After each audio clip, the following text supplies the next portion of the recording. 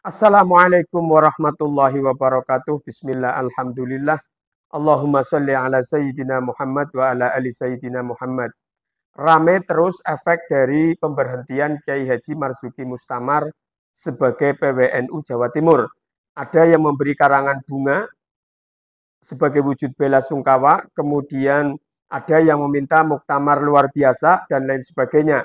Ini adalah buah dari pemberhentian Kiai Haji Marzuki Mustamar oleh Ketua Umum PBNU. Debatable tentang penyebab dari pemberhentian Kiai Haji Marzuki Mustamar. Tentunya masing-masing mempunyai alasan. Akan tetapi jika kita mau melihat sisi titik tengah, jalan tengahnya, seharusnya masing-masing bisa menurunkan egonya.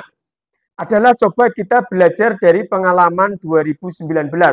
Bagaimana PBNU yang saat itu dinahkodai oleh Kiai Haji Said Agil Sirot, itu Kiai Haji Said Agil Sirot sangat berterima kasih kepada siapapun, adalah di sini adalah Pak Jokowi yang sudah merekrut Kiai Haji Ma'ruf Amin sebagai cawapres mendampingi Pak Joko Widodo.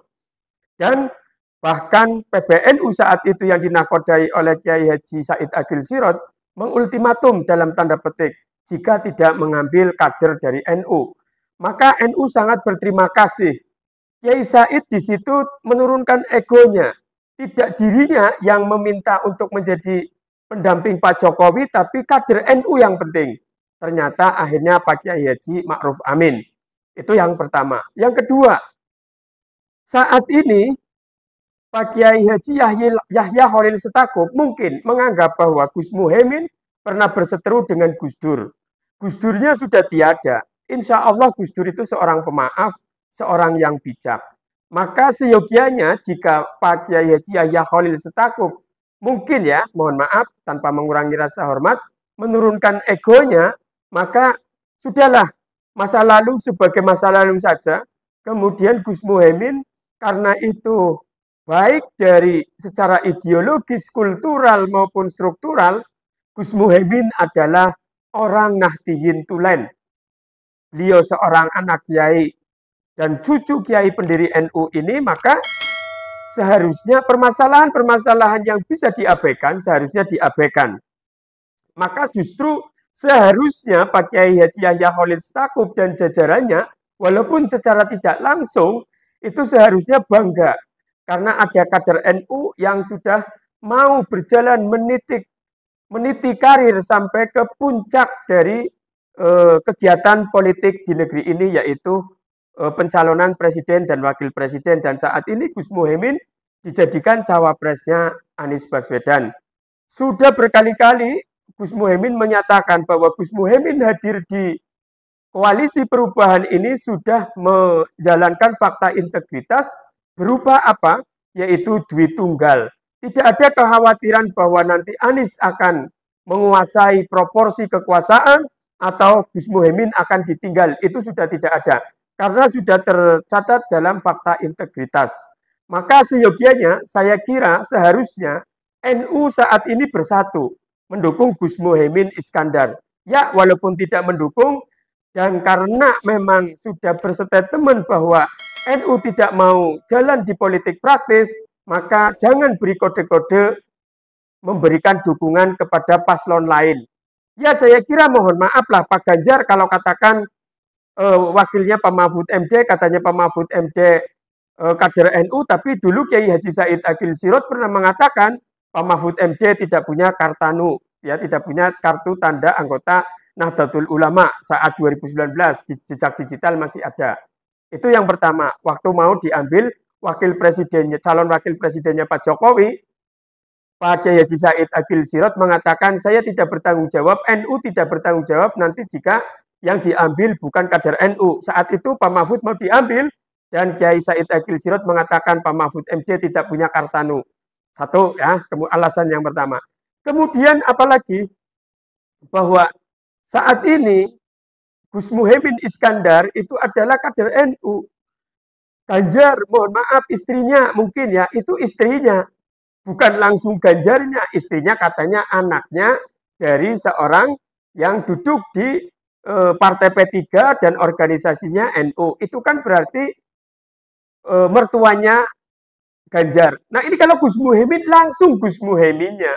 Mohon maaf lah Prabowo, kita tahu ya, beliau anak Pak Sumitro, bagaimana kakak adiknya Hasim Joyo Hadikusumo, kita nggak usah mengatakan yang letterlek lah, yang detail nggak usah, tapi intinya adalah siapa lagi Gibran, mohon maaf, Gibran juga pendatang baru di perpolitikan di negeri ini, kalau dia tidak anak presiden juga mungkin biasa-biasa saja.